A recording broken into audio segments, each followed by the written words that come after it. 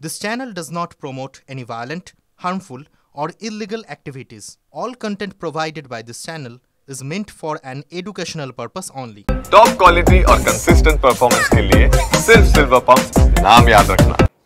পদ্মশ্রী সাঁতারু বুলা চৌধুরীর হিন্দমটলের বাড়িতে চুরি। হিন্দমটর দেবাইপুকুরে বাড়ি থেকে বুলা চৌধুরীর পদ্মশ্রী পুরস্কারের পদক, সোনা, রূপো, ব্রোঞ্জের মডেল সহ সমস্ত পদক চুরির অভিযোগ। লন্ডভন্ড গোটা ঘর। উত্তরপাড়া থানায় অভিযোগ দায়ের, তদন্তে পুলিশ।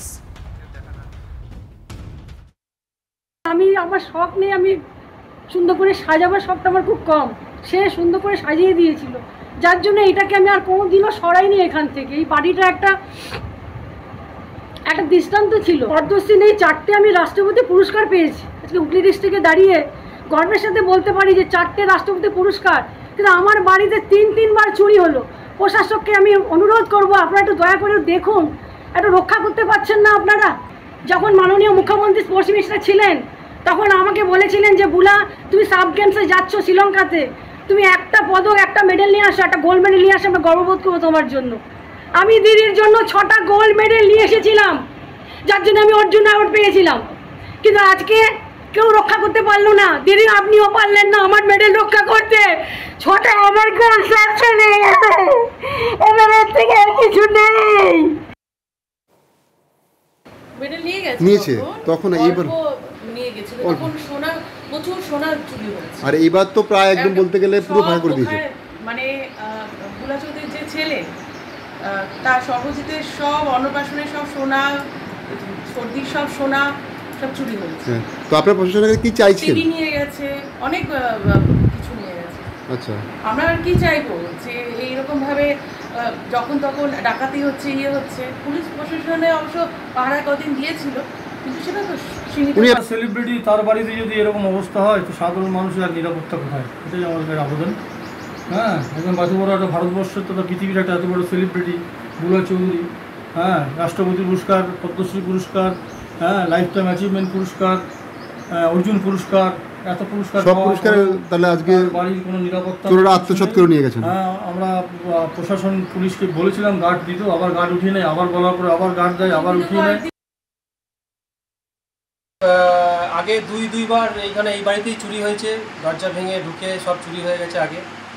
এবারও আজকে এসে দেখছি সেই একই অবস্থা, সেই চুরি হয়ে গেছে। এখানে যা মেডেল ছিল, দিদি যতগুলো মেডেল ছিল, সব মেডেল মোটামুটি চুরি হয়ে গেছে।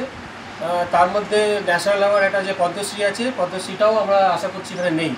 তো আমি এসে জাস্ট লোক নিয়ে এসেছিলাম যদি পরিষ্কার করার জন্য, যে ওরা আসবে একটু পরিষ্কার করায়। তো মাসখানেক তো হচ্ছে ওরা এখানে ছিল না, ওরা কসবাই থাকে, এখানে মাঝে সাথে আসে আর কি। অবশ্যই আতঙ্কিত। আমাদের তো কিছুদিন আগেও একটা হলো, পুলিশকে আমি ফুটেজ আমার অফিসের সামনে থেকে হয়েছে, আমরা ফুটেজও দিয়েছি, কিন্তু এখনো অবধি ধরা পড়েনি।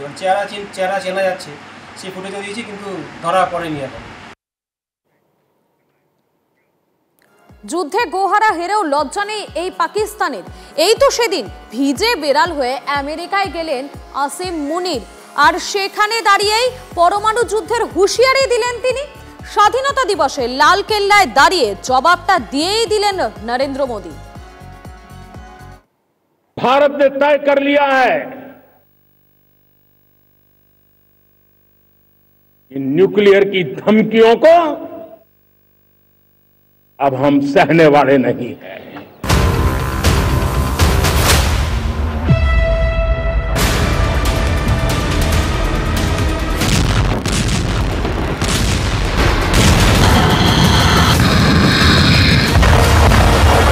न्यूक्लियर ब्लैकमेल लंबे अरसे से चलाया, अब वो ब्लैकमेल नहीं सहा जाएगा। লালকেল্লায় দাঁড়িয়ে পাকিস্তানকে কড়া বার্তা মোদির। পরমাণু যুদ্ধের ব্ল্যাকমেল ভারত আর সহ্য করবে না। অপারেশন সিঁদুরের প্রত্যাঘাতে পাকিস্তানের কোমর ভেঙে গেছে, ঘরেও প্রবল বিক্ষোভ। এই পরিস্থিতিতে ট্রাম্পের স্তুতিতেই ব্যস্ত পাকিস্তান। কখনো বলছে ট্রাম্প শান্তির দূত, কখনো আবার পাকিস্তানের মুখে মার্কিন প্রেসিডেন্টকে শান্তির নোবেল দেওয়ার সুপারিশ। একেবারে ট্রাম্পের পায়ে গিয়ে পড়েছে পাকিস্তান। 2 মাসের মধ্যে দ্বিতীয়বার আমেরিকা সফরে আসিম মুনির। 10ই আগস্ট ফ্লোরিডায় এক নৈশভোজে গিয়ে পাক সেনাপ্রধানের মুখে পরমাণু হুমকি। বলেন, আমরা পরমাণু শক্তিধর দেশ, আমরা ডুবছি বুঝতে পারলে অর্ধেক বিশ্বকে সঙ্গে নিয়ে ডুবব। শুনলে ঘোরাতেও হাসবে।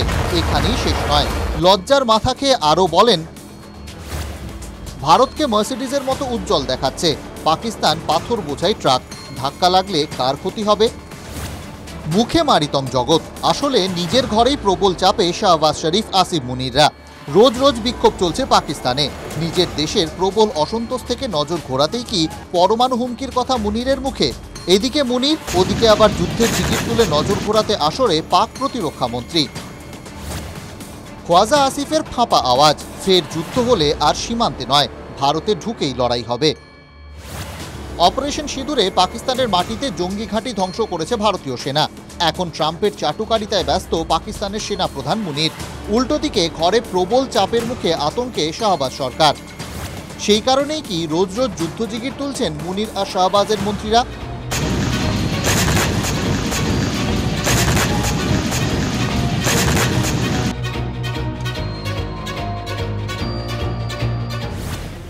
অপারেশন সিঁদুরে ট্রেলার দেখেই ঘুম উড়েছে, তারপরও হুঁশিয়ারি পাকিস্তানের। স্বাধীনতা দিবসে লালকেল্লায় দাঁড়িয়ে প্রধানমন্ত্রীর কড়া বার্তা, অতিবার বেরো না।